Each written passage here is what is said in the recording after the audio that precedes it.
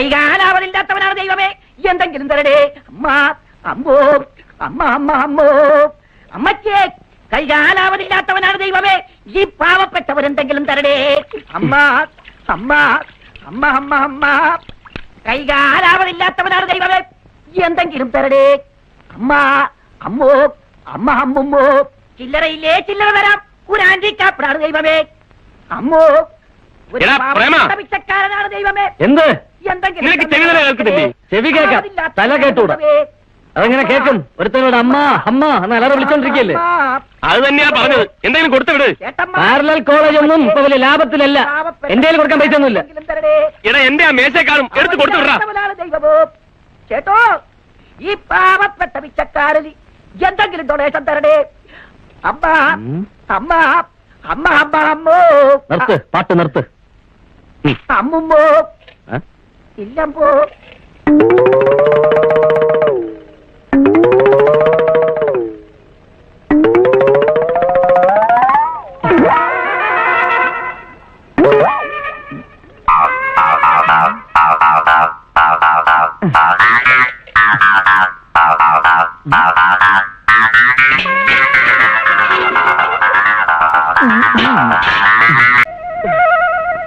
പിച്ചക്കാര അവിടെ നിന്നേ. എന്തിനാ വിളിക്കണേ? നിന്നോട് തന്നെ അവിടെ നിൽക്കാൻ. മൊന്ത കട്ടത് അറിഞ്ഞു കാണോ? എങ്കിൽ തല്ലാനായിരിക്കും. അവിടെ നിൽക്കാൻ. തല്ലി. ഇവനെന്തിനാ ഓടുന്നു? ഓടിക്കരുത്, എന്നെ വെറുതെ ഓടിക്കരുത്. അവിടെ നിൽക്കാൻ. എടോ, പിച്ചക്കാരനെ റോട്ടിലിട്ട് ഓടിക്കല്ലേന്ന്.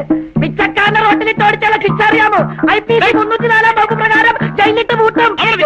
കാലയിലാളിയാളാണ്. വികലാംഗന തെങ്ങിൻ തോപ്പിലിട്ട് ഓടിച്ച ശിക്ഷ വേറെയാണ് കേട്ടാ. തന്റെ മൊന്തയാണെങ്കിൽ തന്നേക്കാം. പിന്നെ ഒരു മൊന്തൊക്കെ കുഴിത്തിട്ട് മൊന്ത കിട്ടിട്ട് പിന്നെ മതി. അപ്പൊ ചുവറായിട്ടും തല്ലാൻ തന്നെ. എടാ, ഇത് വലിയ പ്രശ്നമല്ല. ഇത് ഞൊണ്ടിയിട്ട് കാര്യമില്ല. ഞൊണ്ടൊക്കെ മാറ്റി വെച്ച് 2 കാലയിൽ ഓടാൻ നിവൃത്തിയില്ല. എടാ കള്ളത്തെണ്ടി, നിന്റെ ഒടുക്കത്തെ ഒരു ഞൊണ്ട് നിന്നിടാവണം.